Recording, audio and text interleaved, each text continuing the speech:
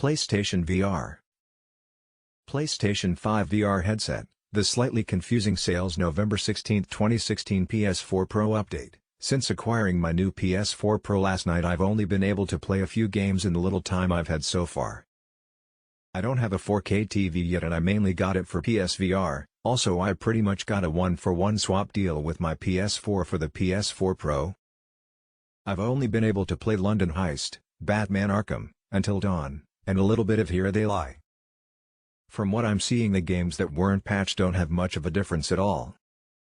Batman still looks the same, but still amazing, and Here They Lie still looks awful.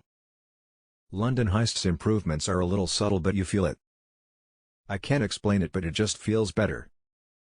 With Until Dawn, Rush of Blood, it looks like textures are improved and shadows/lighting is much better.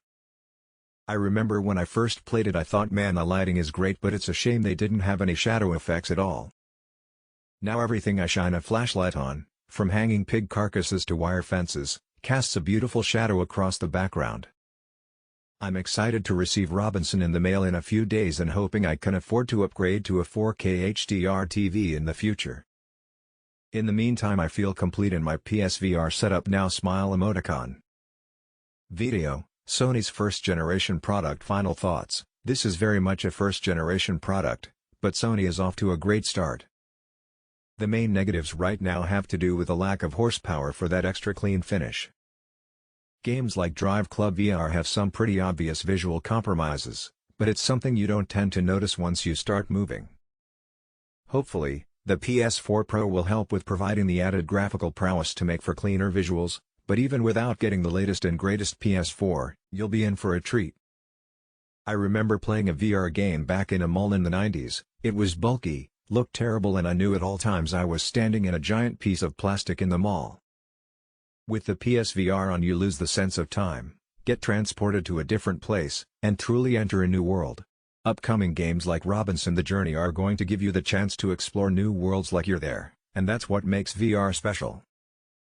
You aren't just sitting on a couch thinking about how gorgeous those vistas are on your TV screen, you get to take a step forward into a creepy house, explore a mysterious jungle, and take flight across a wide expanse. The way you interact with things is still a work in progress, but the experience is still absolutely one of a kind. Sure beats just getting nicer looking games every year that are ultimately still the same experiences, not that I dislike nicer graphics or anything. I'm sure we'll see some really exciting software from Sony because unlike Oculus, owned by Facebook, and HTC Vive, backed by Valve, they are more directly invested in making successful software themselves rather than relying only on third parties' support, since they make the hardware and software. If you have the means, take a chance on Sony. I have a feeling they won't let you down. The PSVR starts with a swirly. Think the PSVR started with a great launch lineup. Most of the titles so far are short experiences, maybe 1 to 2 hours at the most. They showcase a lot about what is so awesome about VR. It leaves you wanting more and excited for what is to come in the future of PSVR. I think where VR games work best are cockpit games and games where you mostly stand in one spot. As cool as it is to move around freely, it is a little jarring when your brain perceives you walking around and your legs aren't moving. It's a recipe for mild to severe motion sickness. I never got it much, but when it came to that kind of game where you move freely I can slightly feel it, in which case I'd quit the game before it sets in completely. Most people say the best thing is to start slow until you get your VR legs, meaning you become used to it and motion sickness doesn't happen anymore. One thing I found that helped when playing the Drive Club demo, notorious for getting people sick, was when I would make turns I would look into the turn, kinda like how I would in real life sometimes. Drive Club was pretty cool despite the crappy graphics. It was like driving a car in the sense that I could see my opponents in the mirrors, or I could look over my shoulder and check to see if anyone was in my blind spot. PSVR headset. The slightly confusing sales proposition of at launch. The PlayStation VR headset had a slightly confusing sales proposition.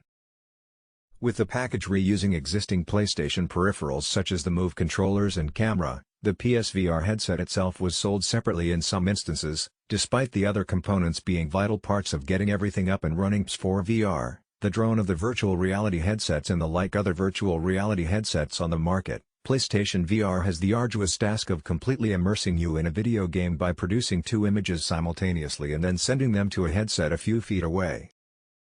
But unlike competing devices, which require expensive graphics cards to get the job done, PSVR can do it using only the PlayStation 4's built-in chip, and at nearly $500. PSVR is still cheaper than the Rift and Vive, which respectively cost $599 and $799 plus the cost of a PC. That's partly because Sony isn't pushing for the highest specs on the market,